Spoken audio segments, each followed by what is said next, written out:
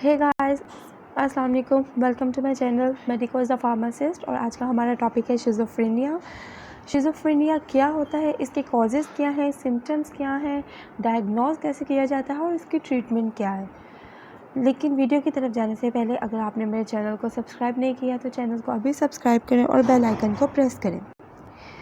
Basically schizophrenia को कहा जाता है कि ये स्प्लिट और मल्टीपल पर्सनालिटी डिसऑर्डर है, बट ऐसा नहीं है। It's a psychotic chronic severe mental disorder जो कि पर्सन की थिंकिंग को, उसके एक्ट को, इमोशंस को कैसे एक्सप्रेस करता है, रियलिटी को किस तरह और इमेजिनेशंस को किस तरह से परसीव करता है, that relate to the others. ठीक है, इसको आप शिज़ोफ्रेनिया कहते हैं और ये इतना कॉमन नहीं होता जैसे कि मेजर मेंटल इलनेसेस है। ये 1 to 2%, अगर हम वर्ल्ड पॉपुलेशन में देखें तो 1 to 2% को होता है, but it's the most chronic और डिसेबलिंग। अगर हम शिज़ोफ्रेनिया के कॉजेज़ देखें तो ये जेनेटिकली भी होता है। ठीक है, जेनेटिकली मतलब फ्रॉम पेरेंट्स टू चिल्ड्रन ये पास करता है। वैसे शिज़ोफ्रेनिया का रिसर्च किया गया है तो कोई ऐसे कॉज सामने नहीं आया, लेकिन ये 4 कॉमन कॉजेज़ हैं जो देखे गए हैं कि पेरेंट्स टू चिल्ड्रन जो है इट मे बी पास्ट। और हमारे ब्रेन में केमिकल होते हैं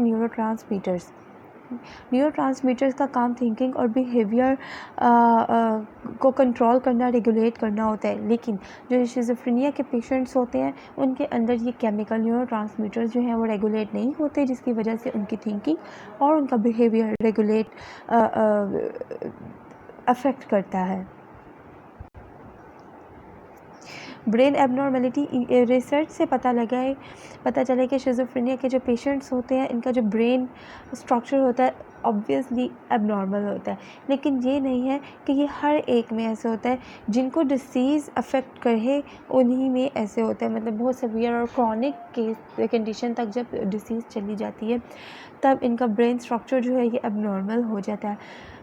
नेक्स्ट अगर हम कॉज देखें तो वो एनवायरमेंटल बेस्ड है, लाइक वायरल। तो नेक्स्ट जो कॉज है वो है इन्वायरमेंटल बेस्ड। इसमें क्या होता है कि वायरल इन्फेक्शंस या फिर टॉक्सिन्स के साथ एक्सपोजर, लाइक मैरिजुआना, या फिर बहुत ही स्ट्रेसफुल सिचुएशन है। तो इसमें जो शिज़ोफ्रेनिया के पेशेंट्स होते हैं उनके जीन्स इस तरह के होते हैं कि वो इस डिसऑर्डर को जल्दी पिक कर लेते हैं। ठीक है, ये भी एक कॉज सामने आया है। Schizophrenia more often surfaces when the body is having hormonal and physical changes during the teen and young adult years. अब शिज़ोफ्रेनिया के सिम्टम्स हैं। सिम्टम्स भी 3 तरह के होते हैं, 3 टाइप्स के हैं: positive symptoms, negative symptoms and disorganised symptoms.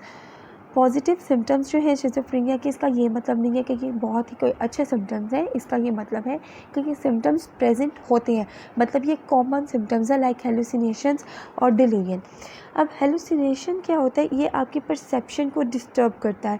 ये सेंसरी बेस्ड मेंटल डिसऑर्डर होता है। इसमें क्या होता है, ऑडिटरी, विजुअल, ऑल्फैक्टरी और टेक्टाइल ये सेंसेस डिस्टर्ब करती हैं परसीव करने की। लाइक आपको लग रहा है कि आपको कोई आवाज़ दे रहा है, मतलब शिज़ोफ्रेनिया पेशेंट्स को ऐसे लग रहा है कि वो उन्हें कोई आवाज़ दे रहा है, लेकिन रियलिटी में ऐसा नहीं है, कि उनकी इमेजिनेशन है। विजुअल में भी उनको लग रहा है कि कोई उनको देख रहा है या वो किसी को देख रहे हैं, बट रियलिटी में ऐसा नहीं होता। उनको, शिज़ोफ्रेनिया पेशेंट्स को लगता है कि उनकी बॉडी को कोई, मतलब उनको कोई टच कर रहा है, लेकिन ऐसा नहीं है, ये उनकी इमेजिनेशंस होती हैं। नेक्स्ट अगर हम देखें डिलूजन का, तो डिलूजन जो होता है ये दैट इज़ एन इनकरेक्ट और false beliefs. Delusions can be religious, paranoid, somatic, influential और sexual. So paranoid delusions जो हैं इसके अंदर मोस्ट कॉमन होते हैं।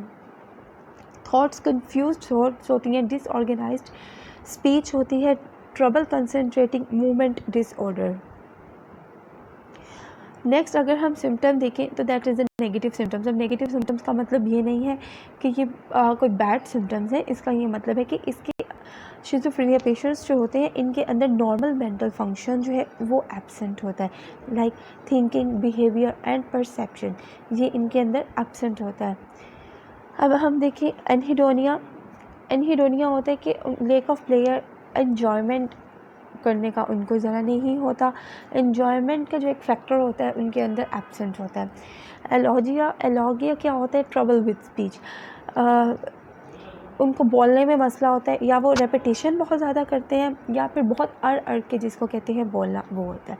अफेक्टिव फ्लैटनिंग कि वो बात तो कर रहे हैं लेकिन कोई एक्सप्रेशन और इमोशंस नहीं है उनके फेस पे, फेशियल एक्सप्रेशंस कुछ नहीं होते हैं, तो इसको आप अफेक्टिव फ्लैटनिंग कहते हैं।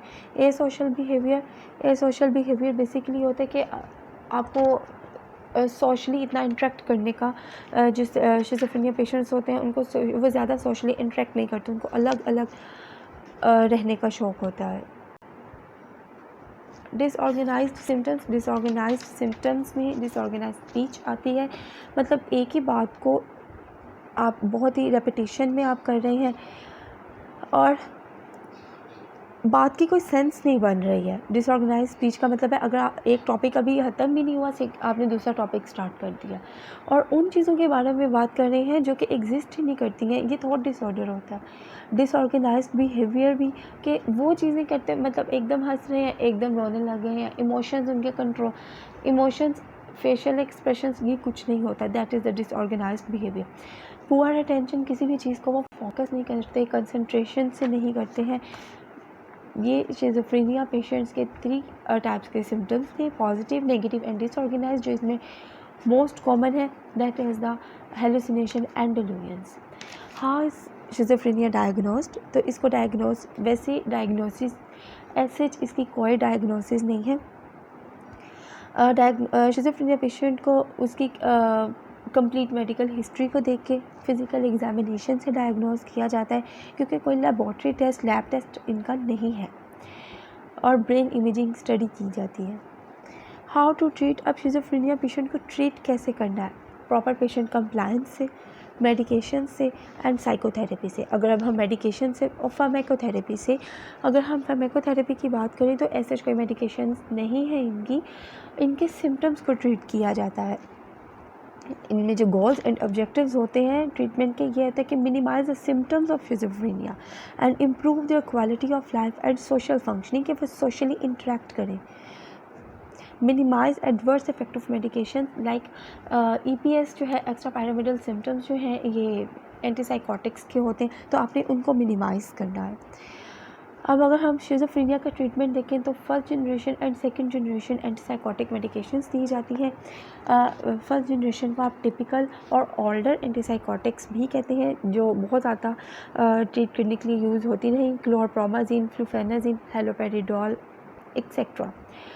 एंड द नेक्स्ट जो है हमारे पास वो सेकेंड जनरेशन एंटीसाइकोटिक मेडिकेशंस हैं, जिनको आप न्यूयर और एटिपिकल साइकोटिक्स भी कहते हैं, जिसमें एरिपिप्राजोल, एजिनापिन और क्लोज़ापिन। और इसमें ये होता है कि जो mostly American psychiatric association guidelines के अकॉर्डिंग जो उन्होंने रिकमेंड करने का कहा है वो है atypical antipsychotic.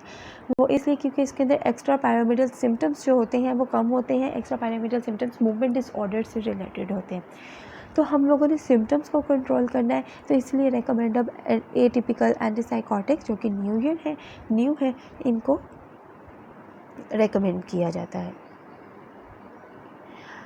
Thank you so much for listening में। अगर आपको चाहते हैं जिस टॉपिक पे आपको अंडरस्टैंडिंग चाहिए तो आप कमेंट बॉक्स में जाएं, कमेंट करें। अगर आप पावर पॉइंट स्लाइड्स दिए जाते हैं नीचे कमेंट बॉक्स में अपनी जीमेल ID लिखें और टॉपिक का नाम लिखें, आपको वो स्लाइड्स मिल जाएंगी।